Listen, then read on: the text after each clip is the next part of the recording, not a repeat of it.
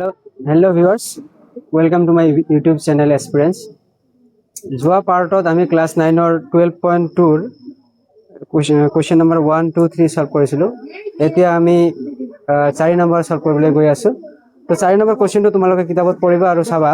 কোৱেশ্চনটোত কি আছে আমাৰ? কোৱেশ্চনটোত এনেকুৱা আছে যে এটা ত্ৰিভুজ আছে আমাৰ, এনেকুৱা এটা ত্ৰিভুজ আছে, ত্ৰিভুজ আৰু এটা সমান্তৰিক আছে যে যি দুয়োটাৰে ভূমি একে বুলি কৈছে আৰু কালিও একে বুলি কৈছে। ভূমি একে আছে আৰু কালিও একে আছে। আৰু ইয়াত কৈছিল যে আমাৰ ত্ৰিভুজটোৰ যিটো বাহু 28 সেন্টিমিটাৰ হয় সেই বাহুটোৱে আমাৰ সাধাৰণ বাহু হয়। তো এতিয়া আমাক কোৱেশ্চনত উলিয়াব দিছে যে এই সমান্তৰিকটোৰ উচ্চতা কি হ'ব, মানে এই যে সমান্তৰিক এ বি চি ডি যে আছে, আমি এ বি চি ডি বিলাক নাম দিছো আৰু এ বি চি ডিৰ উচ্চতাটো কিমান হ'ব। তো এতিয়া এইটো সলভ কৰিবলৈ যাওঁতে আমাৰ ফৰ্মুলা দুটা আগতে মনত ৰাখিব লাগিব। ফৰ্মুলাবিলাক কি কি আছে? ত্ৰিভুজৰ কালিটো আমি হিৰণৰ সূত্ৰৰে ওলাব পাৰিম, কিন্তু এই যে যিটো আমাৰ সমান্তৰিক আছে, সমান্তৰিকৰ কালিটো কি আছে? ভূমি পূৰণ উন্নতি। সমান্তৰিকৰ কালি হয় কি? ভূমি পূৰণ উন্নতি। তো এতিয়া যদি আমি চাওঁ, ধৰি লওক আমি ত্ৰিভুজৰ এটা নাম দিম, কিবা এটা নাম দিলো, ধৰি লওক কি দিম? ই দিলো। তো এতিয়া আমাৰ এইটো 4 নম্বৰ হয়। আমাক দিয়া আছে, কি দিয়া আছে? আমাৰ গিভেন কি আছে? ত্ৰিভুজৰ কালি ইকুৱেল টু সমান্তৰিকৰ কালি। ত্ৰিভুজ বা আমি কওঁ সমান্তৰিকৰ কালি, যে সমান্তৰিক কি আছে আমাৰ? A B C D. A B সি ডিৰ কালি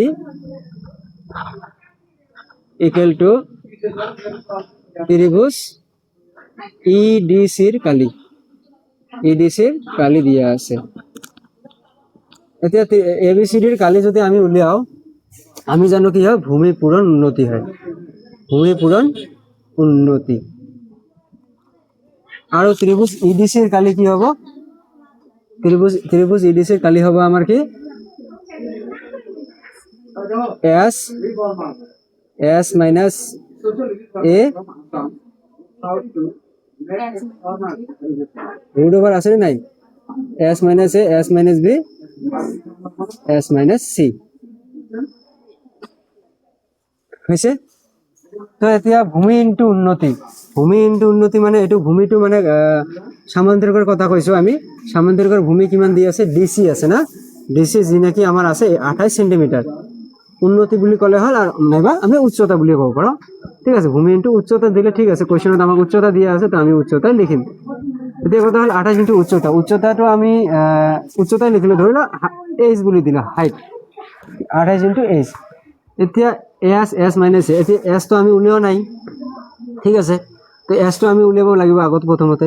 তো ধৰি লওক আমি এসটো ইয়াতে উলিয়ালো, ঠিক আছে। এস ইকুৱেল টু আমাৰ কি হ'ব? এস ইকুৱেল টু এস মানে কি হয়? আমাৰ অৰ্ধ পৰিসীমা। কাৰ অৰ্ধ পৰিসীমা? ত্ৰিভুজ ইডিসিৰ অৰ্ধ পৰিসীমা। অৰ্ধ পৰিসীমা মানে তিনিটা বাহু যোগ কৰি তাক 2 ভাগ কৰিলে হয়, মানে যে পৰিসীমাৰ আধা। তো কি কি আমাক বাহুবিলাক দিয়া আছে? 26 প্লাস 30 প্লাস 28। 26 plus 30 plus 28/2। তো প্লাস কৰিলে আমি কিমান পাম কোৱাচোন? 84 পাম, ঠিক আছে। তোমালোকে চাবা হা। 84/2 কৰিলে কিমান হ'ব? 2 4 যায় 8, 2 2 যায় 4, 2 2 গুণ 4, 42 পালো। 42 সেন্টিমিটার কি পালো? আমি অর্ধ পরিসীমা পালো। তো এতিয়া অর্ধ পরিসীমা কিমান পালো? 48। তো আমি কি দিম? 48 মাইনাস তিনিটা বাহু কি কি আছে? এটা আছে 26, হয়নে? এতিয়া আছে, তারপরে আৰু এটা আছে আমাৰ 30 ধৰি লওক, আৰু এটা আছে আমাৰ 28, ঠিক আছে। এইটো তোমালোকে আগত লিখিলে লিখিব পাৰা, নাইবা নিলিখিলে হৈ যাব। 42 মাইনাস 30, আৰু এটা আছে আমাৰ কি 42 মাইনাস 28 হ'ব। এতিয়া আমি এইটো যদি সলভ কৰিব যাওঁ, কি কি থাকিব? আমাৰ 42 ইনটু মাইনাস কৰিলে কিবা হ'ব? কিমান হ'ব? 12 মাইনাস 6 6 হ'ব, আৰু 3 মাইনাস 2 হ'লে 1 হ'ল হা। তো 16 হ'ল, আৰু এইটো কিমান হ'ব? 12 হ'ব, আৰু এইটো কিমান হ'ব? হা কিমান হ'ব? 12 মাইনাস 8 4, আৰু কিমান হ'ব 3 - 2 1 14 হ'ব ঠিক আছে হ'ব এইটো এতিয়া কথা হ'ল আমি এইবিলাক পূৰণ কৰিব লাগিব এতিয়া আচ্ছা পূৰণ কৰাৰ আগতে আমি কি কৰিম ডাইৰেক্ট পূৰণ কৰি আকৌ যদি ইয়াৰ বৰ্গমূল উলাও তাৰ আগতে আমি ডাইৰেক্ট ভাঙি দিম হা এইবিলাক কেনেকুৱা আগতে তোমালোকে চাগে জানা এইটো কি হয় আমাৰ 42 যে 42 আমি কৰিম 42 যদি আমি ভাঙো কি কৰিম এনেকুৱা হ'ব হয় নহয় 3 × 7 হ'ব তো 42 আমি কি পালো 2 × 3 × 7 2 × 3 × 7 আৰু 16 কৰিলে তোমালোকে জানা 2 8 * 16 2 4 * 8 2 2 * 4 তো কিমান পালো আমি আচ্ছা ইমান ডাঙৰ নকৰি আমি ডাইৰেক্ট এনেকুৱা লিখিব পাৰো 2 স্কয়াৰ আছে ইনটু 2 স্কয়াৰ আছে হল এতিয়া 12ক আকৌ যদি আমি ভাঙো 12ক যদি ভাঙো আমি কি ভাঙিম 2 স্কয়াৰ ইনটু 3 তো দুটা আছে 2 স্কয়াৰ ইনটু 3 হল আৰু 14ক ভাঙিলে আমি ডাইৰেক্ট 2 × 7 বুঝছানে 2 × 7 ঠিক আছে 2 × 7 এতিয়া কথা হল আমাৰ তোমালোকে চাবা যে আমি যদি বৰ্গমূল উলাও তেনেহলে আমি কি কৰব এটাৰ দুটাৰ পৰা এটা লও তো 2 স্কয়াৰ ঠিক আছে 2 স্কয়াৰ ধৰে লও এই 2 স্কয়াৰ এটা 2 ললো আৰু ইয়াত 2 এটা আছে আৰু 2 আছে ইয়াত তো আৰু এটা 2 ললো ইয়াত 3 আছে আৰু এটা 3 ললো ইয়াত 7 আছে আৰু এটা 7 ললো ঠিক আছে সব ক্লিয়াৰ এটা পূৰণ কৰিলে হল 2 2 4 2 8 8 8 3 × 24 24 লগত 7 24 লগত 7 পূরণ করলে কি হবে 7 4 × 28 8 2 7 2 × 15 16 168 পালো এতিয়া চাবা তোমালোকে কি আছে আমাক কিন্তু উচ্চতা উলিয়াব দিছে ঠিক আছে উচ্চতা যদি আমি এই যদি উলিয়াও 28 টো কি হবে ইয়াৰ পৰা হৰণ যাব পূৰণ হৈ আছে এতিয়া হৰণ যাব 168/28 এতিয়া তোমালোকে চোৱা সাপোজ 7 আমি ভাগ কৰিম দুটাকে 7 4 × 28 7 ইয়াক ভাগ কৰিলে কি পাম 7 1 × 7 আৰু 7 2 × 14 15 16 2 28 7 4 × 28 এতিয়া 4 ৰে ভাগ কৰিলে 4 4 × 24 তো কিমান পালে আমি 6 পাইলো 6 পাই গল তো 6 সেন্টিমিটার এতেকে গতিকে আমি কি পাই গলো যে নির্ণয় উচ্চতাটো হল আমার 6 সেন্টিমিটার ঠিক আছে এতেকে আমি এটু লিখিব পাৰো যে এতেকে নিৰ্ণয় উচ্চতা হল 6 সেন্টিমিটাৰ হ'ব ঠিক কোশ্চেন নম্বৰ 5 লৈ গৈ আছে কোশ্চেন নম্বৰ 5 টো চাবা কোশ্চেনটো তোমালোকে কিতাপত পঢ়িবা কোশ্চেনটো দিয়া আছে আমাৰ এটা আছে এনেকুৱা ৰম্বাজ আকৃতিৰ এখন পথাৰ আছে হ্যাঁ পথাৰখনত কি আছে 18 জনী গাই গৰুৱে ঘাঁহ খাই আছে তো এই ৰম্বাজটোৰ প্ৰতিটো বাহুৱে কিমানকে দিয়া আছে 30 মিটাৰ 30 মিটাৰকে দিয়া আছে ঠিক আছে আমি ধৰি ললো এনে এটা নাম দিলো এই ৰম্বাজটোৰ এ বি সি ডি তো প্ৰতিটো বাহু কিমানকে আছে 30 মিটাৰকে আছে 30 মিটাৰ তো এতিয়া আৰু দিয়া আছে ইয়াৰ দীৰ্ঘতম কৰ্ণটো 48 মিটাৰ তো দীৰ্ঘতম কৰ্ণ ধৰি লওক এইটো কিমান আছে 48 মিটাৰ আছে যদি এনেকুৱা থাকে তেনেহলে আমাক কৈছে কি 18 জনী যে গাই গৰু আছে 18 জনী গাই গৰুৱে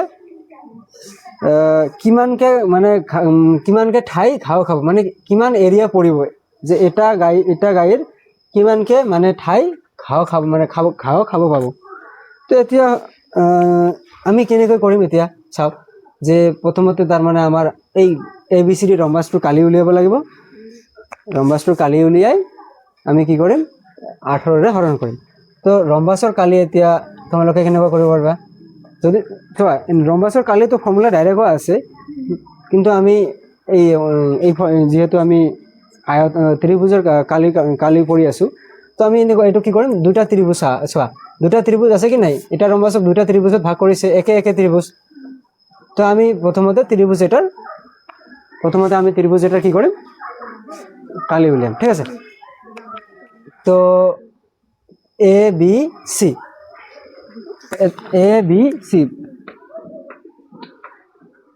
ডাইৰেক্ট কৰিব পাৰো নয়বা গিভেন সিভেন বিলাক তো লিখিলে হয় নিলিখিলে হয় যদি আমি লিখো যে গিভেন যে ৰম্বাসটোৰ প্ৰতিটো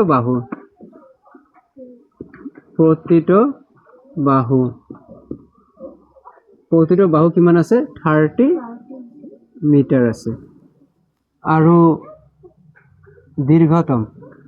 দীৰ্ঘতম আমি যদি পিকচাৰটো বনাই দিওঁ তেনেহ'লে এইটো নিলিখিলে হয় দীৰ্ঘতম বাহু আছে আমাৰ বাহু নহয় এইটো কৰ্ণ দীৰ্ঘতম কৰ্ণ আছে আমাৰ কিমান 48 মিটাৰ তো আমি যেতিয়া ইয়াক দুটা ত্ৰিভুজত ভাগ কৰিম তো প্ৰথমতে আমি এটা ত্ৰিভুজৰ কালি উলিয়াম ত্ৰিভুজ A B C ত্ৰিভুজ A B চিৰ কালি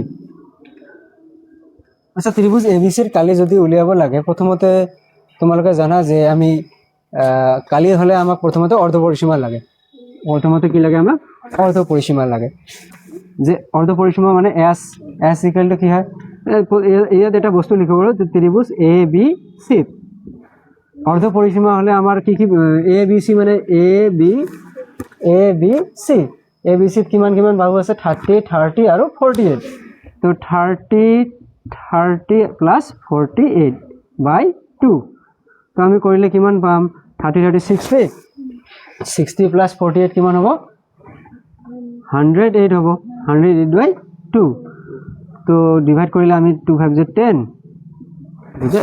54 মিটাৰ পাই গলো ত্ৰিভুজ এবিসিত আমি যেটো অৰ্ধ পৰিসীমা পালো কিমান পালো 54 মিটাৰ এতিয়া ত্ৰিভুজ এবিসিৰ আমি কালি উলিয়াম ত্ৰিভুজ এবিসিৰ কালি কিমান হ'ব সেম ফৰ্মুলা হিৰনছৰ সূত্ৰটো তোমালোকে জানা s √s s - a s - b s - c হয় তো s এতিয়া আমি পাইছো 54 মাইনাস কিমান আছে 30 আছে আকৌ আৰু এটা আছে আমাৰ 30 আৰু এটা আছে আমাৰ 48 আছে এতিয়া চাবা 54 30 মাইনাস করলে কি হবে 30 40 50 24 এটো ব্র্যাকেটটো নিদিলে হবে এটা ইনটু সেম এটো আমাৰ কিমান হ'ব 24 আৰু আমাৰ এটো কিমান আছে মাইনাস কৰিলে কিমান হ'ব 6 আৰু 5 গলে 4 হল 440 ঠিক আছে অনলি 6 পালো এতিয়া আমি সেম আগৰটো নিচিনাই কৰিম যে 54 ক ডিভাইড কৰি কিমান হ'ব 54 ক ডিভাইড কৰিলে আমি কিমান পাম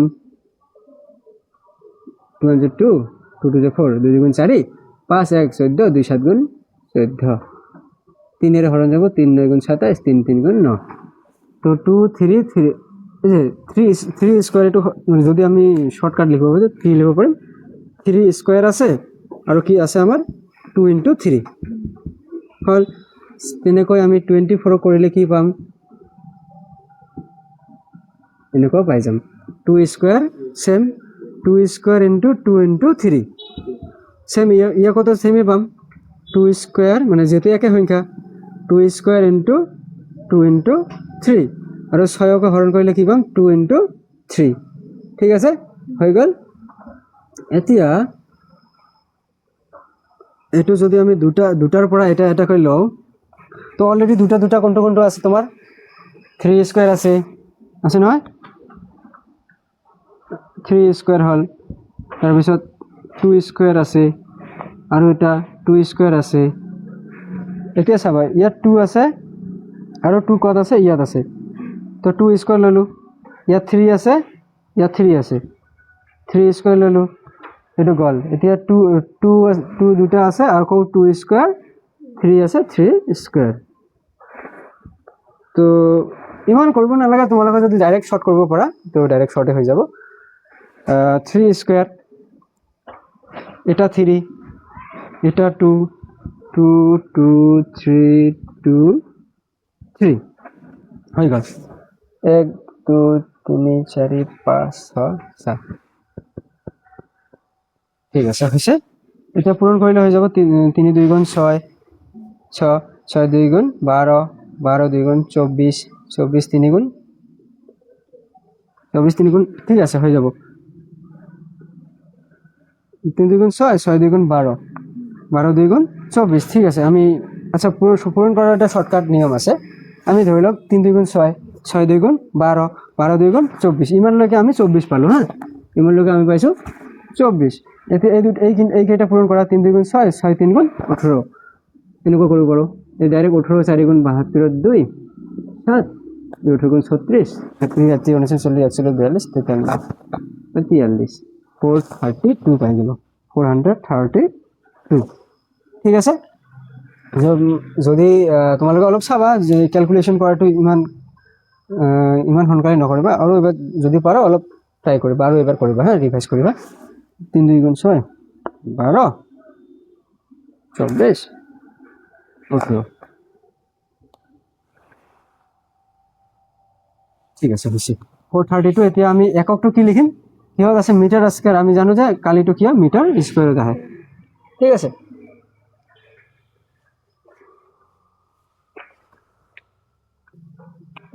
আচ্ছা এতিয়া আমি খালি এটা ত্রিভুজ ABC এর কালি পালো আমি 432 মিটার স্কয়ার তো আমি জানো যে দুটো ত্রিভুজের কালি একে গতিকে আমি দুটো ত্রিভুজ যদি আমি এড করে দিই প্লাস করে দিই আমি মানে সম্পূর্ণ রম্বাসটোর কালি পাই যাম গতিকে ABCD এর কালি ABCD এর কালি কিমান হবে 2 into 432 তো কিমান পাই যাম 2 2 গুণ 4 2 গুণ 6 2 4 গুণ 8 ইমান মিটার স্কয়ার আৰু এতিয়া আমি আমাক যেহেতু কোশ্চেনত কৈছে যে 18টা গাই গৰুৱে প্ৰত্যেকে কিমানকে ঠাই ঘাঁহ খাবলৈ পাব এতিয়া আমি এটো লিখিম যে 18 জনী গাই মই কোশ্চেনটো তোমালোকে চাবা যেটো আছে লাষ্টত এইখিনি লিখি দিম যে 18 জনী গাই মুঠ কালিৰ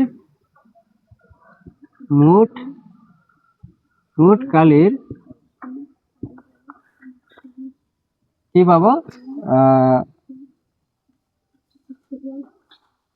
ঘাঁহ খাবলৈ অংশ পাব এতিয়া তোমালোকে কি কৰিব লাগিব 18 ৰে হৰণ কৰিলে হৈ যাব ঠিক আছে আমি কি কৰিম 18 ৰে হৰণ কৰি দিম কিমান পাইছিলো আমি 864 by 18 18 ৰে হৰণ কৰিলে আমি কিমান পাম 4 ইমান হাল্লা নকৰিবা কি আছে আমাৰ ইয়াত 18 ভাগ কৰিলে আমি কিমান পালো 48 মিটাৰ স্কয়াৰ তো আমাৰ অন্তিম হেগৰ আমি এনসাৰটো কিমান পালো 48 মিটাৰ স্কয়াৰ ঠিক আছে এটো হল আমাৰ এনসাৰ